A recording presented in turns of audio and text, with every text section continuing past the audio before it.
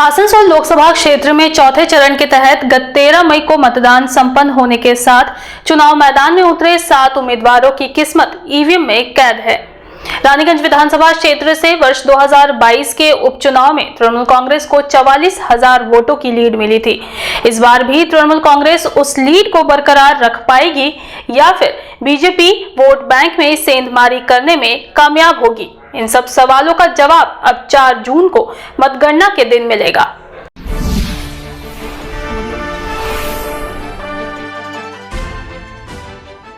आसनसोल लोकसभा क्षेत्र में चौथे चरण के तहत गत 13 मई को मतदान संपन्न हो चुका है। आसनसोल लोकसभा सीट से चुनाव मैदान में उतरे 7 उम्मीदवारों की किस्मत ईवीएम में कैद हो चुकी है। तृणमूल कांग्रेस प्रत्याशी शत्रुघ्न सिन्हा, बीजेपी प्रत्याशी सुरेंद्र सिंह आलूवालिया और सीपीएम प्रत्याशी जहांआरा खान समेत 7 उम्मीदवारों की किस्मत का पिटारा आगामी 4 जून को खुलेगा। 4 जून को मतगणना होगी और चुनाव नतीजे घोषित होने के साथ पता चल जाएगा कि किसके सिर पर जीत का सेहरा सजेगा तथा किसे निराश होना पड़ेगा। अब सभी को चुनाव नतीजे घोषित होने का बेसब्री से इंतजार है। आसनसोल लोकसभा क्षेत्र के अंतर्गत 7 विधानसभा क्षेत्र हैं और मतदान संपन्न होने के बाद से सभी राजनीतिक दलों के प्रत्याशियों से लेकर नेता व कार्यकर्ता वोटों के अंकगणित में उलझे हुए हैं। किस विधानसभा क्षेत्र से कितने वोटों की लीड मिल सकती है और कितने वोटों का नुकसान हो सकता है, इसका आकलन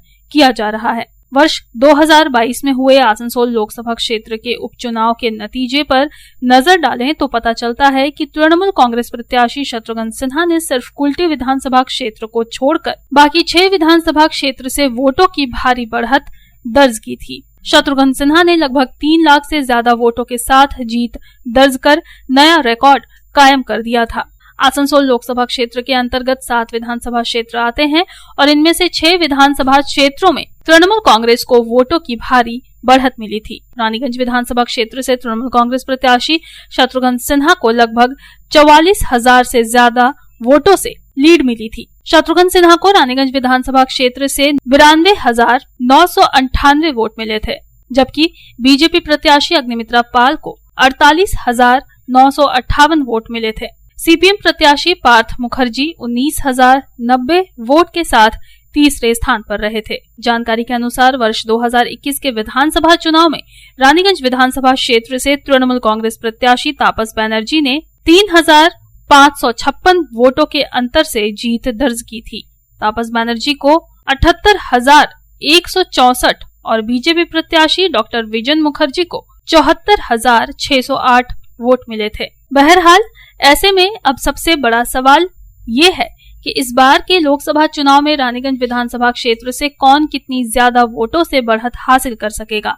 सवाल ये भी है कि क्या इस बार भी रानीगंज विधानसभा क्षेत्र के मतदाताओं पर शत्रुघ्न सिन्हा का जादू चलेगा या फिर इस बार मोदी लहर में बीजेपी प्रत्याशी एसएस आलूवालिया रानीगंज में तृणमूल कांग्रेस के वोट बैंक में सेंधमारी करने में कामयाब होंगे। इन सभी सवालों के जवाब जानने के लिए और कुछ दिनों का इंतजार करना होगा। राजनीतिक जानकार बताते हैं कि रानीगंज विधानसभा क्षेत्र में हिंदी भाषी मतदाता निर्णायक स्थिति में है। हिंदी भाषी मतदाता किसी भी प्रत्याशी की हार या जीत में अहम भूमिका निभा सकते हैं। ऐसी स्थिति में हिंदी भाषी वोट किस राजनीतिक दल के खाते में गए हैं, ये देखना काफी दिलचस्प होगा।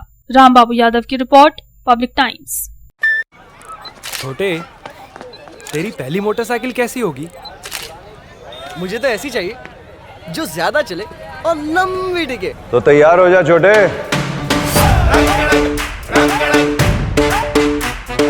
अरे मोटरसाइकिल लेने के लिए होंडा की 100 आ रही है, जो ज्यादा चले ज्यादा टिके। आ रही है होंडा की 100, होंडा के भरोसे के साथ।